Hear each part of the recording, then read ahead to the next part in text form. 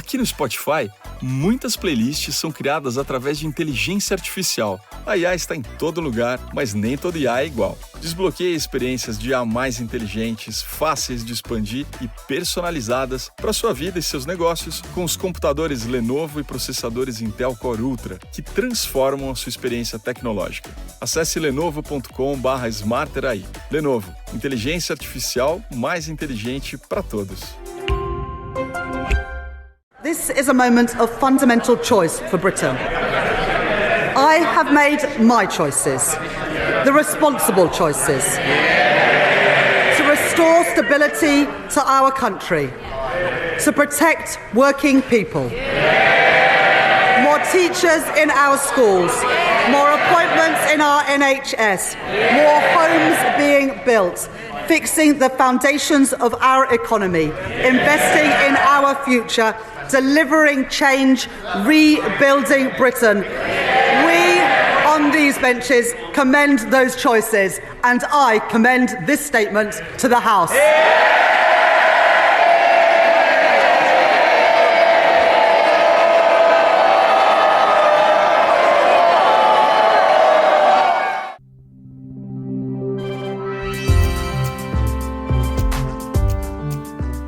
Hello, I'm Naomi Smith. Welcome to Quiet Riot, the political podcast with the tiniest budget but the biggest heart. And I'm Alex Andreu, your fiscal drag queen and Keynesian king. We've got our mics on, our spreadsheets crunched and our briefcases aloft. So as we turn down the heat while putting the spotlight on this week's news, please join us in starting another Quiet Riot.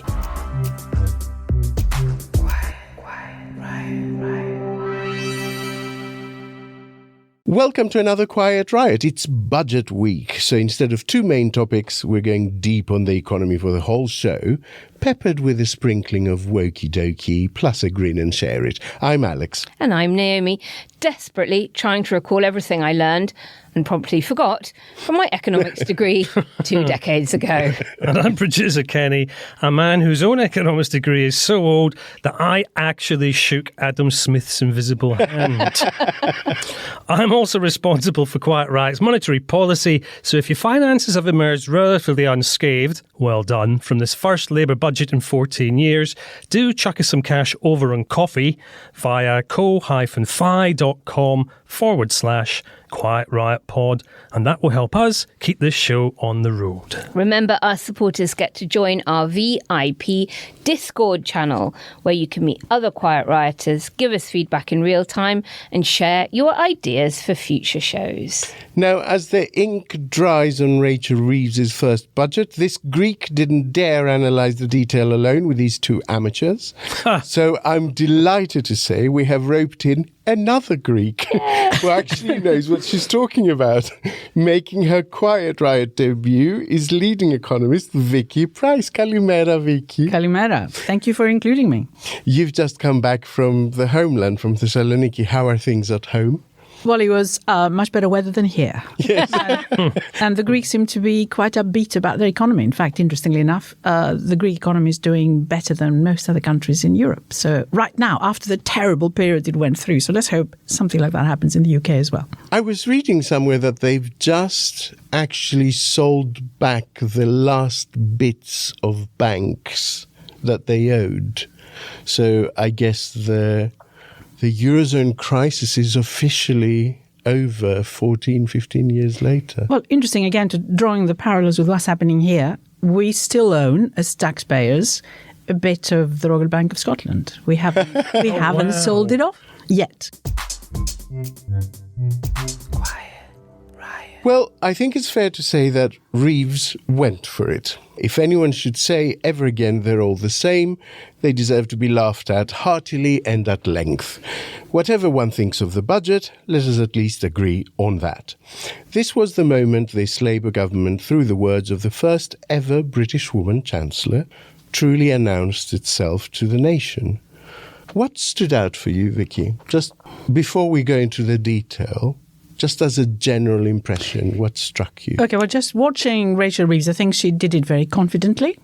She knew what she wanted to get out of it. Of course, they had trailed a number of things beforehand, which they didn't do, but they had prepared the markets for a very big tax rise and also considerable borrowing. In fact, she almost started by saying that, in fact, we're borrowing more this year than had been anticipated originally. So we're talking about, I think it's 127 billion, which is quite a lot. So the capital markets have had to fund that. And that borrowing, although it's going to be going down over the next few years, is still there and very visible, about 70 billion by the end of the forecast period.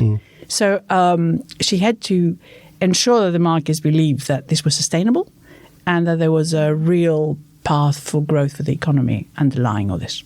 My concern going into it was what you just talked about, Vicky, that they needed to put some guardrails in place for the enormous amount of borrowing that they are going to be required to do and the spending that goes with it. And she did commit to shifting the target point from 5 to 3 years, which is a tightening of the fiscal rules. But the 4 guardrails about returns must exceed gilt yields, strengthen institutions, longer-term capital budgets, 5 years, not 3, and more transparency, audited and available through the OBR, I think was wise in order to make sure the markets didn't spook and to sort of, if you were thinking of investing in the UK and then you suddenly see quite a radical announcement, I think those kinds of guardrails will hopefully offer some reassurance that, yes, okay, maybe this kind of approach of we're going to see how it goes and only if it delivers will we do more. Yes, well, that's interesting. Of course, you could offer, if you like, returns of a certain rate that indeed satisfy some of these rules. But of course, what you want is to have the private sector, as you suggested, investing alongside. Now, there is a serious question as to whether you guarantee that through offering all sorts of inducements or you then pass on the cost. So ensure that the returns are high onto the consumer or the taxpayer. And we've seen that, for example, on renewables. So the latest offshore wind auction did get loads and loads of interest and lots of projects are now going to be started, but it had offered a 50%, even more, I think, slightly, increase on the price that was being offered for the long term for anyone involved in that investment than they had done the previous year when they got no interest at all. So there is a cost. There is a cost. If you are offering and saying these are the returns we're going to be getting, of course, it gives some guarantee, if you like, that perhaps you're not going to be wasting your money. But A, you can't guarantee it for the future for any length of period. And B, if it means you have to support private sector coming in, then there is a cost involved. Alex, what stood out for you? For me, obviously the biggest measure was the national insurance contribution rise for employers. We'll talk about that because it's a technical measure. For me, the biggest thing that stood out was the redefining of debt and the fiscal rule, because it seems to me that that is a real expression of government values, actually. And it is something that I think most economists I know have been calling for a long time. It was a peculiar thing.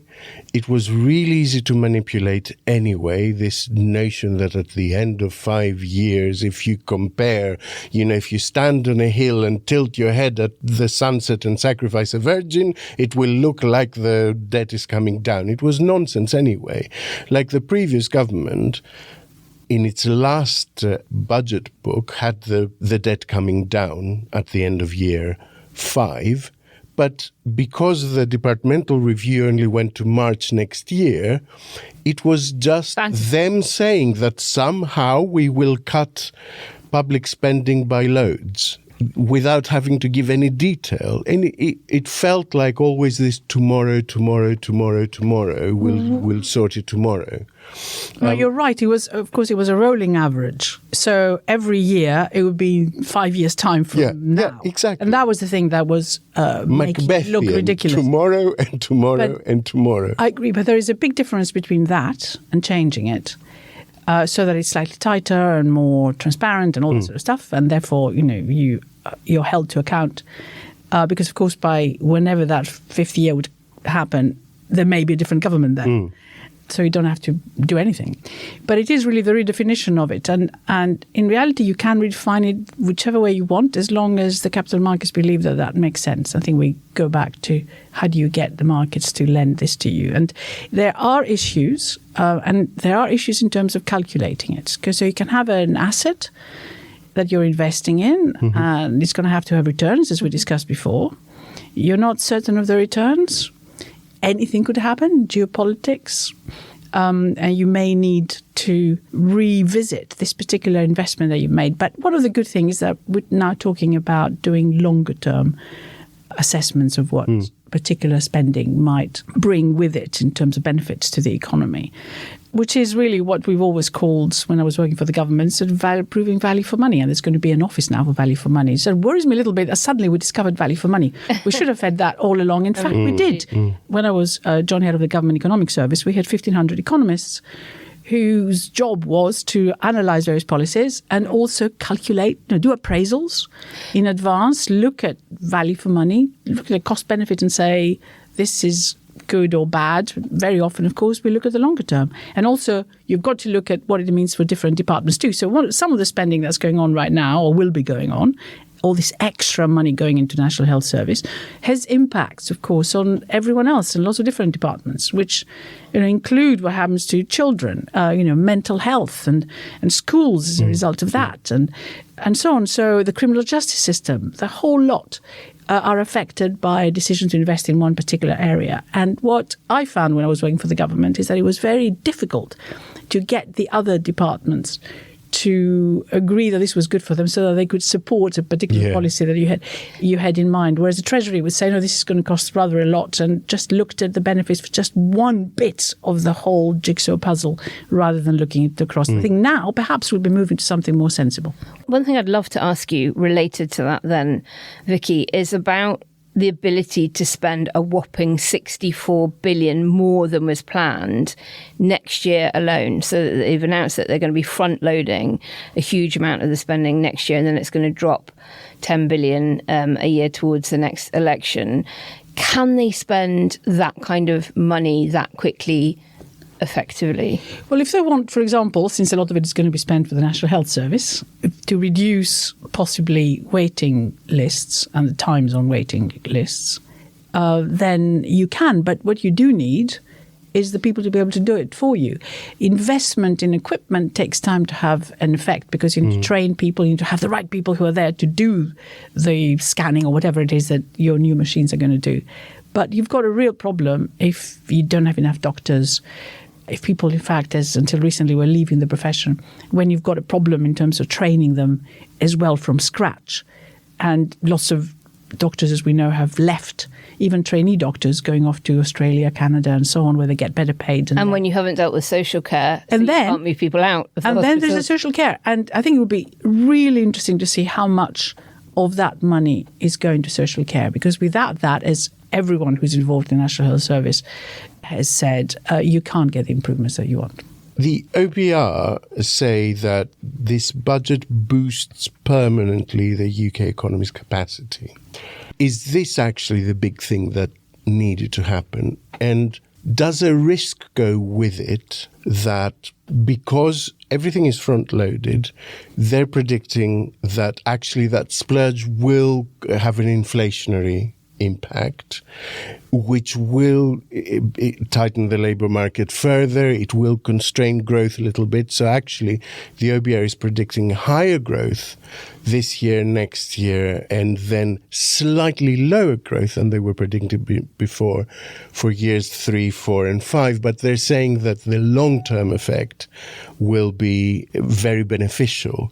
So it seems to me that this is budget number one of a 10-year plan, of a 2-term government plan. Is that a risk? First, look at those growth forecasts. This year, indeed, they have put it up to 1.1%, if I recall, from 0.8. Yeah. Which is very much what most forecasters are saying anyway. So they've simply taken what was happening already. people's spending power has been boosted by the cut in national insurance contributions, which was made by the previous government, not necessarily by anything that this government has done, but a little bit of extra money given to the public sector workers, quite a lot of extra money, and the increase in pensions through the triple lock. And all these things help in terms of spending more. And inflation's gone down, so people have a lot more money to keep in their pockets. And if they decide not to keep in the pockets of guidance and spend, then, of course, that brings quite a lot of growth. And we've seen that happen already. So, we had growth of 0.7% in the first quarter, 0.5% in the second. Admittedly, it varies from month to month. When the weather is nice, people go out and spend. When the weather isn't, they don't. So they've basically banked, to a considerable extent, what was happening and what the Conservative policies had been before. And the fact that we are beginning to see confidence improve a little bit, even though business confidence and just before the budget and also consumer confidence slipped. But in terms of lower inflation and lower interest rates, people are going out and having mortgages approved at almost record levels, the highest it's been for years. So we are seeing that momentum in the economy, up to a point. It's not huge. Talking about 1.1% growth instead of 0.8%. It's not, yes, it's better than it was, but basically it's what happened before.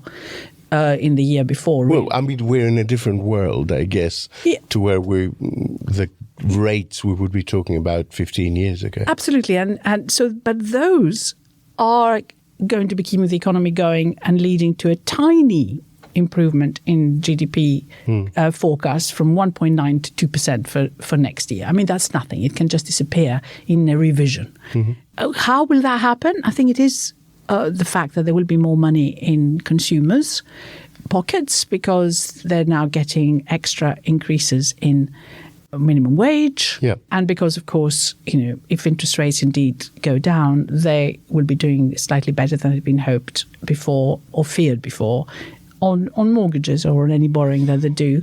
And unemployment has stayed reasonably low, so that's something.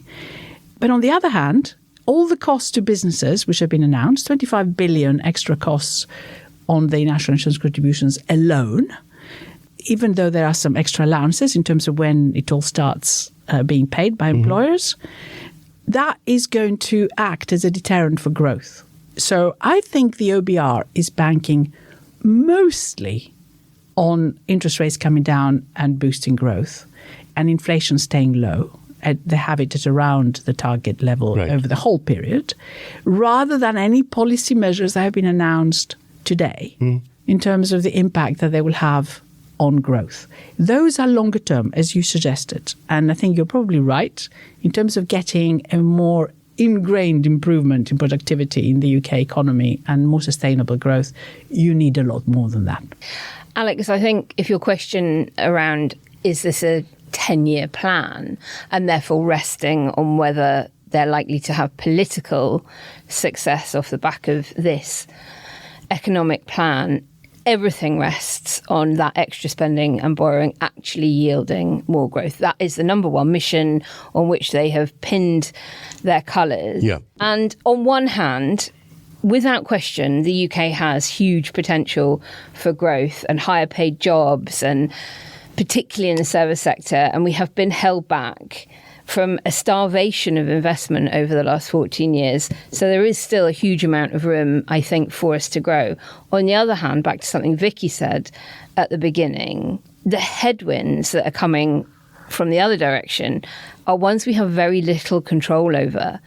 Potential US protectionism and commensurate trade wars, actual wars on Europe's borders and in the Middle East. Inflation figures could be torn up in an instant with any one of those things having even a marginal change on the situation we have with them today. Mm-hmm. And so if the spending and borrowing don't deliver sufficient growth, then government's main mission can't be delivered, and perhaps we're not looking at a two-term government. I mean, that's the gamble, I guess, isn't it?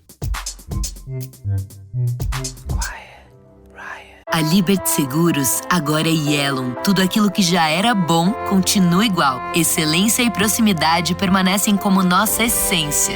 Porque não é uma mudança, é uma evolução. A Yellow está sempre em sintonia com você. É liberdade com segurança. A melhor experiência acessível a todos os clientes, iluminando cada passo da sua jornada. Deixe essa luz iluminar seu caminho. Yellow Seguradora. Seguro para viver livre. Consulte seu corretor. There was something that stood out to me in terms of messaging.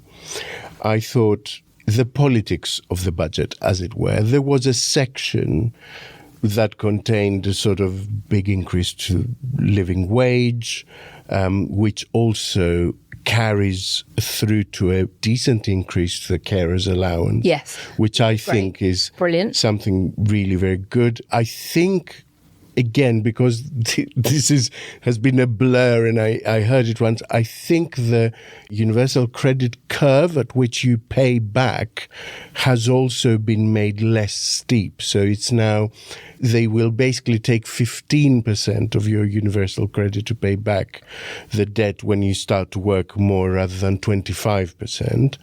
And then that was followed by private jets being clobbered, the non-dom loophole gone, stamp duty increases for second homes, VAT on private schools. And I thought it was that section of the budget that was the politics meat of it. Could I just add one additional sort of non-London-centric point there? Always welcome, Kenny. Please do. It's just because of the accent, I know. But there was a lot of time spent on things like transport infrastructure for the north of England.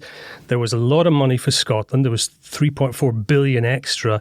So, Barnet plus. There was Aberdeen getting the new GB Energy headquarters as well. So from a political perspective, it did look very much like they were laying the foundations for an electoral campaign 3 or 4 years down the line as well. My take on it is basically this.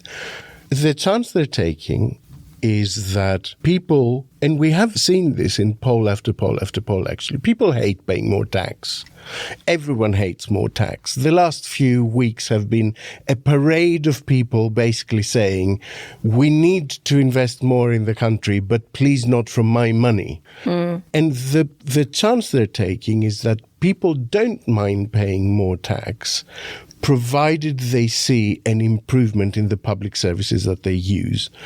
And to me, the three big ones on that most people use, and they use it all the time, is health, education, transport. And it's no surprise that those three areas are the ones that got a massive injection of cash. Transport's getting, in real terms, as a department, over nearly 3% cut, I think. We are recording this about an hour after the budget finished, and we had to dash here. So. Did you mean cut or did you mean increase? I don't know, because I don't know what of it is departmental budget, because they also announced a load of extra money that will go to local authorities for fixing roads. And do you see what I mean? So it might not go to the Department for Transport.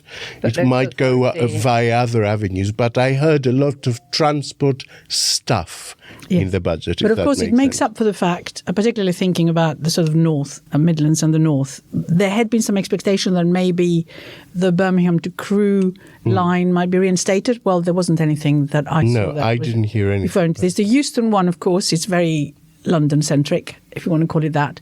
But I think out of everything that's been announced, we're going to see the sort of construction firms do reasonably well, house builders do reasonably well, because there's going to be a lot of spending on all these things, including, for example, on schools where, buildings will be improved. I mean, all the ones that need to be rebuilt because of the type of concrete that was used will need to have money spent on it. So I think that's going to be a boom period, I think, for house builders. Plus, of course, everything they could do to more affordable housing, to get more affordable housing built, and also more housing more generally, since they have those targets. So all that is good. But on the optics, which is really interesting what you said about the passage of the speech of Rachel Reeves, which was quite political in terms of redistributing things.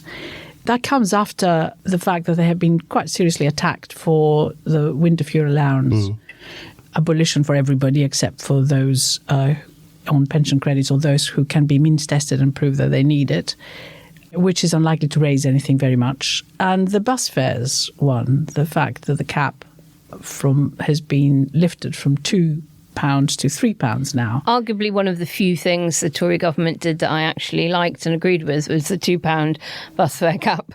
It's really interesting because, of course, it's costly, but it's so little by comparison to what they could have raised if they had raised the fuel duty. Yeah. It makes absolutely no sense for not doing that. They could argue that is because we don't want to upset the working people who use the cars to go to work.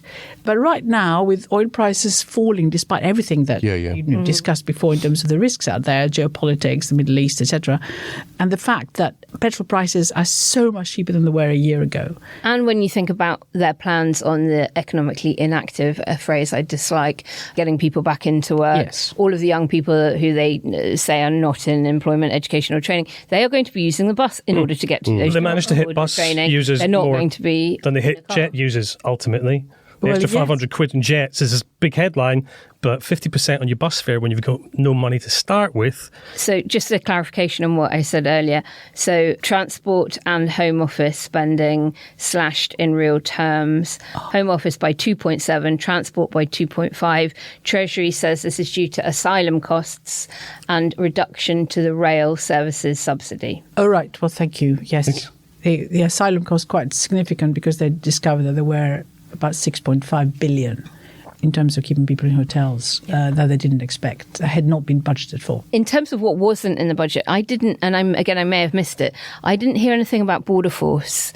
And given all of the rhetoric we've had around... I'm not sure I heard anything about policing in Neither, general. exactly. Home office, Policing, of course. Home office, there wasn't much mentioned. That was interesting. Now, we thought we'd mix it up this week by putting me in charge of the good news story, for a change, which can only mean that it is Naomi's turn this week to issue the warning of what new woke danger stalks our poor diversity gone mad country. It is time for Wokey Dokey. Wokey Dokey.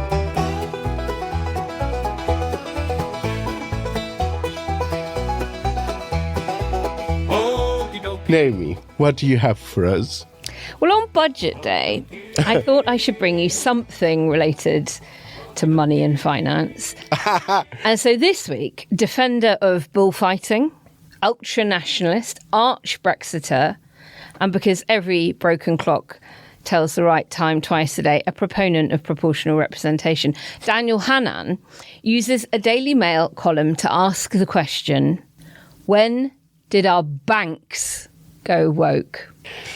He writes, and this is clearly what he wants banks to actually be, you might think of the banks as underappreciated generators of wealth and tax revenue, keeping the British economy afloat and paying for most of our public services. So you'll be startled by the news that they now deny bank accounts to customers whom they saw as sufficiently left-wing, as Coots did to Nigel Farage, and you would be astonished to see them pour their energies and customers' money into diversity, climate change, LGBTQ+, and other high-status causes, and you would be shocked at their refusal not just to invest in reputable British defence companies, but to allow them any services. All of this is because HSBC and NatWest have been accused of denying bank accounts, allegedly, to defence suppliers and contractors.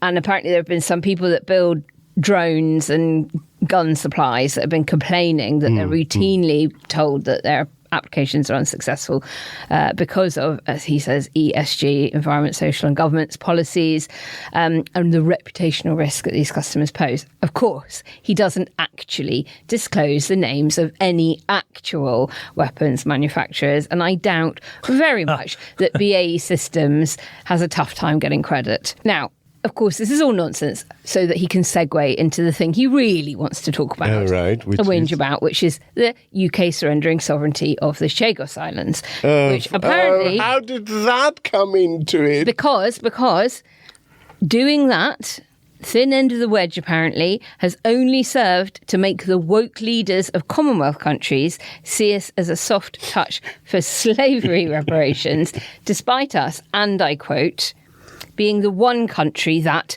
more than any other, stamped out the foul trade. He doesn't even answer his opening question. That's quite a wide-ranging piece, right? He goes on a long journey. To start from defence contractors not being able to get a bank account and go to slavery reparations. No, but the most interesting thing for me is that he refers to Commonwealth country leaders as woke.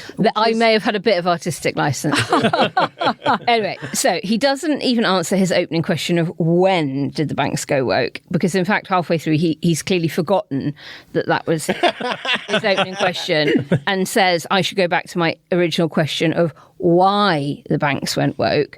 He then says that in itself is the wrong question to be asking, because all corporations are now woke, because they've been gripped by, and this is a direct quote, young and intimidatingly fervent diversity fanatics who've taken over their HR departments. So there you go, Alex. Banks. Young, can you repeat that? Young and intimidatingly fervent diversity fanatics who have taken over their HR department. That sounds quite sexy. I'm up for that. I have to say, young, fervent diversity fanatic. If there's any young, fervent diversity fanatic out there listening, send me your photo. Especially if you work in HR. But look, banks and indeed all corporations are now, according to Hanan, woke flakes. Very nice. That's a worthy addition. And congratulations to Hannon for redefining the word tenuous. That's an astonishing set of leagues. Finding the word article.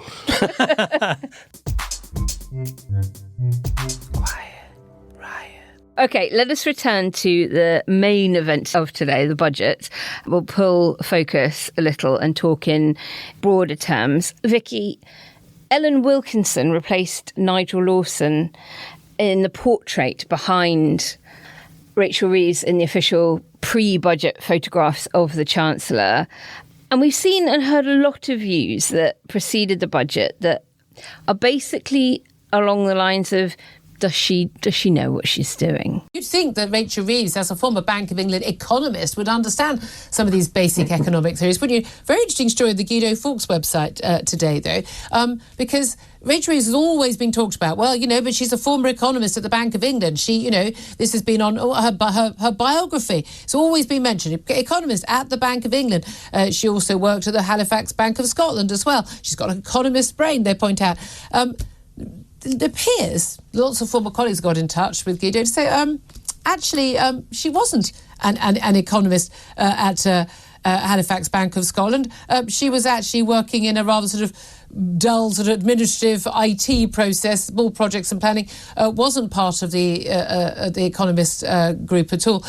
This, of course, comes after we know that she was not, after all, a child chess prodigy. She actually came, I think, 27th in a chess championship. That's still very impressive. But it's not the same as being a champion. We've seen this with Kamala Harris, with lots of things that she's claimed that aren't true. I don't remember, Vicky, people questioning Philip Hammond and Nadeem Zahawi and their credentials. How much undercurrent of misogyny runs through British media discourse when it comes to senior women politicians? Well, she is the first female chancellor. We've had female prime ministers, but in terms of she doesn't know what she's doing, you could go to a football match and we all stand up and say, you don't know what you're doing. Yeah. And it's usually a man. But yes, there is a little bit of that. A lot of anticipation as to how she was going to do. And she's done well in terms of the presentation of the budget, but a lot will depend on what happens when you start going through the detail. Now, the truth is that some of female predecessors in high office, such as Liz Truss and Theresa May, they haven't necessarily done as well, if I can be more generous than I would like to, as perhaps they should have done in those positions. And there is a problem with women, which is... No, there is no problem with women. There is a problem with the way in which women are viewed, with a few who rise to top positions, particularly very public positions, that if they fail, it's very often attributed to the fact that they're women. Mm. If it was a man, it would have nothing to do with the fact he was a man. It was something else, maybe an accident or whatever. They didn't go to the right schools or what have you. But with a woman, the whole female sex can be tainted as a result of that. And we've seen that repeated in all sorts of walks of life. And that is a problem. So I wish her well, is all I can say, from a female perspective. And I've written quite a lot about this in various books. But I can see exactly what you mean. I was surprisingly very moved as she stood up. I was quite moved as she stepped out the door, actually, with her box. I found that me too. Really quite a striking thing. I was more moved than I expected to be, and I was incredibly proud of her in that moment and thought it was wonderful. Well, we've had finance ministers in other countries who are female. Of course we have. Well, very, very few heads of state who are female. So we've done well in one respect here, in terms of prime ministers, but not so well. I puzzled over that, and I wonder if there is a sense in which maybe women are seen as more managerially competent but can't do numbers, whether that's actually the myth that sits at the centre of this. Perhaps, and if we can touch on Europe a little bit, since I already alluded to this. Do. But it's quite interesting that you have Christine Lagarde, who was finance minister in France. She got into a bit of trouble as a result of that, then went to the IMF, and now is the head of the European Central Bank. And she does have one woman in her main council, in her main governing body, who just isn't attached to anything except a university. All the rest of the people at the centre are men. And when you look at the governing council, which has all the heads of the central banks, 20 of them, because the Eurozone has 20 members, they are all men. So perhaps you've got a point. Well, Margaret Thatcher did very little to promote women within her cabinet. That's true. Well, she wouldn't be able to promote those because they are appointed by the individual governments. Of course. So it permeates through, I'm afraid. It's not as if we are particularly worse. In fact, in some ways, we're better. Let's stick with Europe because we haven't touched on that. I was quite surprised that Rachel Reeves did mention the terrible Brexit deal at the top, but then there was sort of no more mention of it after sort of getting out of the way. And maybe she could hear me whooping and cheering from down Whitehall and thought, okay, well, I don't need to say it anymore. But surely the lever of growth that you could pull would be to liberalise trade with our nearest and largest market on our doorstep, the EU. Vicky, do you think that's right? Could that yield growth more quickly than some of the other measures? As you said, it takes a long time to train people up. It takes quite a long time to build mega infrastructure projects. Are they missing a trick on the growth front by not going further with Europe more quickly? Completely and utterly. I mean, if you look at some of the problems that we're going to have even in achieving this type of growth with the investment which we want, we don't have the skilled people here. The cost of bringing in people on very expensive visas has already been calculated by the Home Office. You know, the cost of Brexit in that respect, plus all the bureaucracy attached to it, to be near 40 billion a year, which is huge. I mean, it's what she just raised in taxes. And of course, you know, if you're able to bring in people more easily, if you're also trading more easily with Europe, which we've already seen has been very significantly affected, particularly for small firms that a large percentage of them just give up. And all that could lead to considerably better growth and better outcomes for consumers because you end up with lower prices. And that's the whole benefit, actually, of the single market. So if you look again at the forecasts that have come out of the OBR, I mean, it is quite extraordinary that even, you know, despite all this investment we're talking about, you know, if you go as far ahead as 2029, we'll have growth of 1.6%. If we're lucky. And that assumes that all the things that have been done have been announced, in fact, leads to that improvement, particularly in terms of attracting private investment, which, as you know, this year has hardly moved at all. And that is a serious problem ahead. So, yes, I think Europe is important. I think everyone knows this. The various chambers of commerce are saying the same thing. And it would be nice that they should be getting that relationship to improve and improve really quite drastically if they want then to have, you know, growth improve from these, I think, rather low levels. I mean, whether one agrees with the measures in it or not, it is a bold statement. This budget is a confident statement of intention. It really threw me because it made me very aware of how small the budgets and autumn statements of the last few years have been. You mean incrementally in terms of what they have announced? They're a little bit here, a little bit there, you know. You're forgetting the entire COVID period and the furlough scheme where, you know, that's huge. Well, I'm not forgetting it. I mean, no, you're forgetting. You're not mentioning. It was an aberration, though. It was a reaction to a particularly traumatic economic shock. But in general terms, and I would go into the tail end of the previous Labour government, actually, again with the exception of the brown budgets around the global financial crisis, which was again a response to a shock. But I'm not used to these big budgets, is what I'm trying to say. Can I just give you some context for listeners who might not understand what we're talking about? Reeves is raising 40 billion with her budget today. Depending how you calculate it, Brown's first budget raised 14 billion. Osborne's first budget raised 13 billion, and even Norman Lamont's budget in modern day money would have raised 33 billion in the depths of that particular cycle of despair. So it truly is. I mean, it's the biggest generational tax raise, and it may well be the biggest raise of its sort ever. This is true. However, the Osborne budget was accompanied by severe spending cuts. So it was more spending cuts than raising taxes, because that was the philosophy of the time. That was the big budget, the opposite way. So it is big. Yeah. And, I mentioned the COVID ones, but also the one just before, and the autumn statement, you mentioned the autumn statement, and the budget together. If you look at Jeremy Hunt, 10 billion cut as of January 2024 in NICs for national insurance contributions for employees, another 10 billion in the budget in March.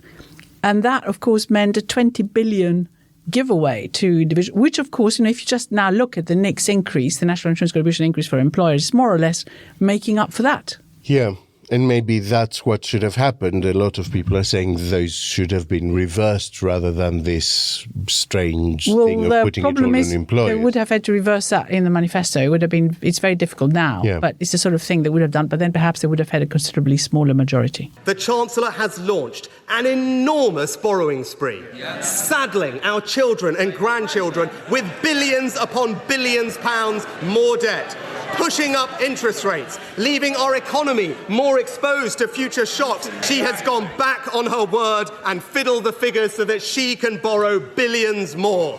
Broken promise after broken promise, and working people will pay the price. The Conservatives' framing is that this is a breach of their pledges in any case. But they used to breach their own budgets anyway. The rhythm of a Tory budget was always, we're going to, cut this and cut that, and blah, blah, and then they didn't actually do a lot of it. I mean, I'm not giving it particular credence. I'm just saying they're going to be accused of breaking their pledges anyway. They might as well do it in a slightly more rational way.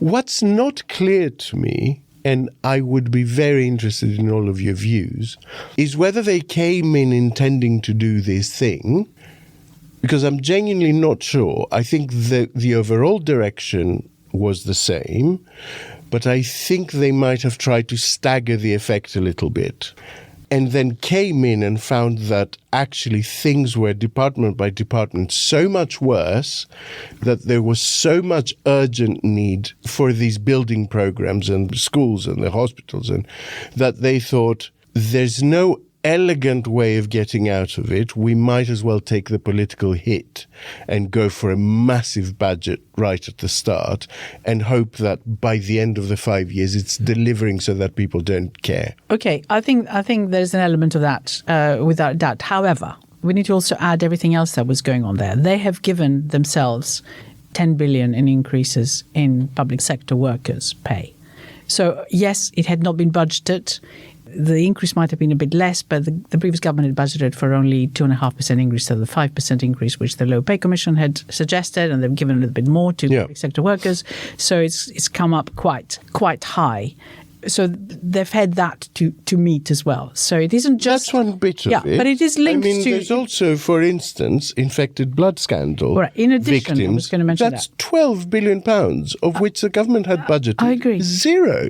I agree. I find that astounding. Well, they had budgeted something, and then Rishi Sunak and Jeremy Hunt just took it down a bit from what they intended to do. So it's gone through various iterations. So there was a bit of money there, but certainly not enough. So now they've pledged to pay a certain amount, and that is good as well. So you add all this, and the fact there had not been a spending review done for quite some time, since 2021. And I remember doing a podcast with Richard Hughes just quite recently of the OBR, the Office of Budget Responsibility, where he was reiterating what he had said before, which is he had no details of what the various government departments were going to be spending. So because there hadn't been a spending review, they've just been given some broad figures of what the increase in I remember spending he was called going to it be. fiction to the Commons Committee. That's right, which is probably what Rachel Reeves found as well, fiction. There weren't budget, but there had been lots of things announced for which they hadn't budgeted, which she cut back anyway. Lots of projects, and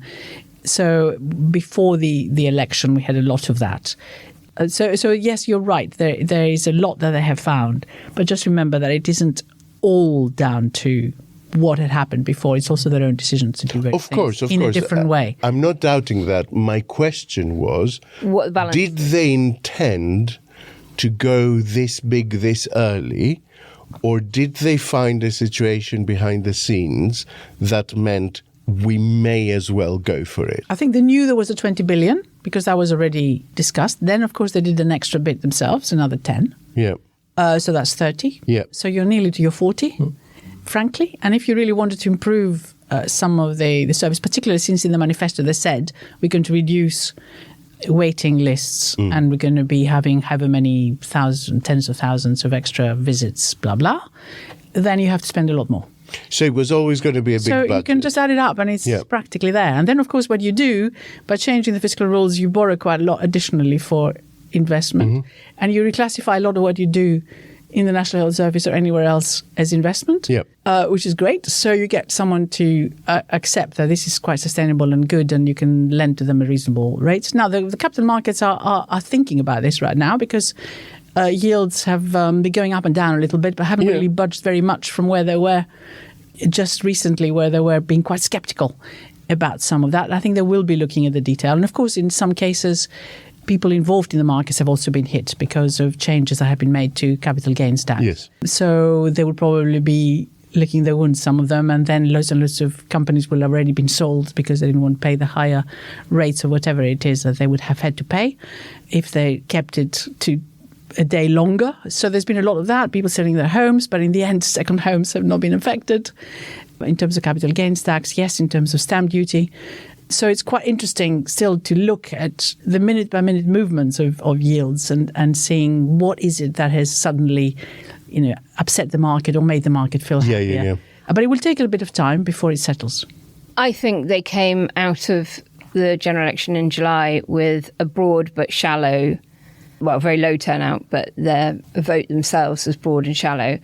And that tells you everything you need to know about how quickly you need to demonstrate growth as your main mission before you head into the next election cycle. So I think they had no option but to go big in their first budget. Agree.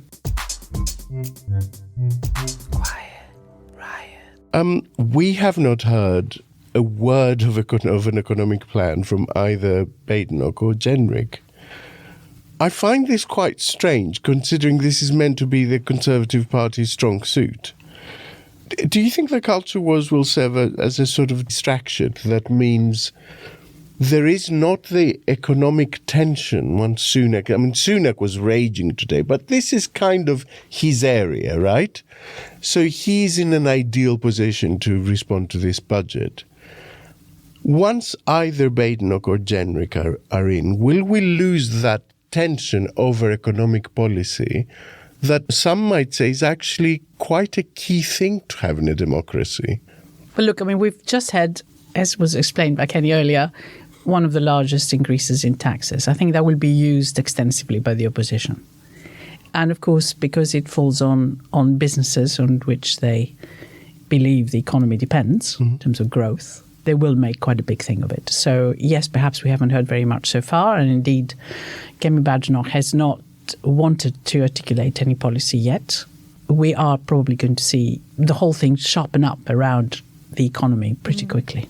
I don't know who either of them will pick as their chancellor if they don't stick. That will be an interesting. That will be very interesting because obviously Sunak had been chancellor, Jeremy Hunt had been Chancellor, obvious one to stick with. I'm not sure what either of them will do. Neither of them has a background from the Treasury. Kemi, obviously, Department for Business. Or a sort of very obvious number two that they're grooming for that. We've heard ticket. Who might be chairman of the party, who might have other grandee kind of positions, but we haven't really heard anything about who they might appoint, which would give you some indication of where their economic plan might lie. But it'll be interesting. Anything. It will be interesting. Well, they should at least go for an economist, if I may say. Yes, that would be nice. Thank you for your unbiased But you're not opinion. volunteering. I mean, no. But I'm not biased in the slightest. To be honest, that's the reason I brought up the Rachel Reeves thing, because it seems to me that of the people we've had in the Treasury, she's pretty well qualified compared to some of her predecessors. So to have her credentials questioned in such a constant way by so many pundits, it just seems weird. It's like, what were Nadim Zahawi's credentials? He studied history. I mean, there's this strange belief that having existed in a role in business makes you uniquely qualified for macroeconomics. Talking about, yes, because I run a business, whatever it was. But there is a bigger issue, which is, what happens to the machinery of government? And there's been this concern. The OBR has expressed that they weren't given the right figures by the Treasury. Hopefully there will be a closer cross-working between the Treasury and the OBR from here on. There's now a charter for the OBR that says all sorts of things about how it should be working with the departments, particularly with the Treasury, so that could improve. But it does worry you that during the previous administration there wasn't that type of mutual respect, if you like, between the two sides. For me, again, being an ex-civil servant, I find it seriously puzzling, given that the majority of the people who work in the OBR came from the Treasury. It has 54 people, a budget of 4.5 million. I mean, they should have been receiving the right figures. Yeah. I just worry, moving forward, whether the whole area will become more politicized, and therefore we may be talking about an independent OBR, but actually could be the opposite. Final thing. Common Speaker, he got his knickers in a twist, I think it's fair to say, about things being outlined before the budget. It's not acceptable. I don't want it to continue, and I want to treat this House with the respect it deserves. I'm not whether this side or that side. It is totally unacceptable to go around the world telling everybody rather than these members. They were elected by the constituents of this country, and they deserve to be treated better. I mean, is that fair? Do we now need to adjust to the post-Truss Kwarteng thing in which every big measure will be trailed because there is a terror of spooking the markets? And especially if it's your first budget after being elected, I don't understand why redefining the fiscal rules was something that was inappropriate for the Chancellor to discuss while away at an economic conference. It's not a legislative measure, really. He's got form on it, though. It's not just an economic thing that he'll get annoyed about the Prime Minister not coming to the House before the media on it.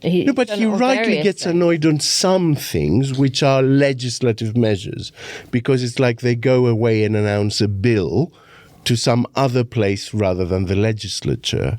But on budget stuff, I mean, there is a reason for trailing things. They don't do it for fun. Well, only because of the way the markets were spooked with Liz Truss's budget, or at least because it used to be a huge taboo, right? It was a real taboo. And again, I remember when I was working for the government, we'd go into the Treasury. We had put in all our submissions from the Department of Business, and then we were told what was actually going to be in the budget. And then they effectively locked the door, so you wouldn't go out until the Chancellor stood up. Yes. In case you told anyone. Yeah. And I had to really negotiate my way out a number of times so I could at least get back and listen to it. And, you couldn't even listen. It wasn't the days when you had your mobile with you, which of course normally you can't use it. And would listen to the budget thing. But we've moved so far away from that. I think there is a point of the Speaker, which is that important issues need to be made known to people who get elected by their constituents. And who are there to deliver various things that they've asked to see happen. And if you just get that announced in a meeting in the IMF, which is what happened recently with Rachel Reeves, then you could indeed get annoyed. And then you go as an individual member back to your constituency and say, well, you read that in the paper, so did I, rather than here I am explaining what this is all about, since there hadn't been any real consultation probably with loads of constituency MPs. So I think there is an argument. But the other argument is that indeed maybe trailing all this beforehand, leaking some things, not everything, is at least gives the market something, and they won't be spooked when you come out with the results. I know, but it is a fine line you're treading, really. Now it's time for some levity. It's our regular feature where one of us tells you a good news story from the week, and you, the dear listener, go forth and spread the gospel. It is time for Grin and Share It. Good news is welcome to me. Bad news is hell come to me. Good news. I want good news. Alex, it's your turn. Yeah, I'm not sure I can offer you much levity this time because, again, this is a budget special, so I try to keep it into economics, finance sphere. So, it's not going to be about a puppy being rescued by a kitten like it is some No weeks. kitten would ever rescue a puppy. But I was reading a long read, and this is 2 pieces. I will drop links to both in the show notes. And there was a long read about how the USA avoided what was seen as a completely inevitable slated recession last year by the Fed and the White House working very closely together and pulling those levers in a way that actually continued to fight against inflation but yet avoided that recession. And a similar thing again, Germany, we just found out the figures that grew unexpectedly last quarter, again avoiding a technical recession, which means the Eurozone as a whole avoided a technical recession. So on the day when cheap shots are taken at experts and forecasts in general, I just wanted to flag up the fact that I think actually Feds and governments are getting better at smoothing those edges, those big ups and downs. Again, in the absence of external shocks like COVID, I do think they are getting better at using those levers to keep things bobbing along rather than big highs and big lows.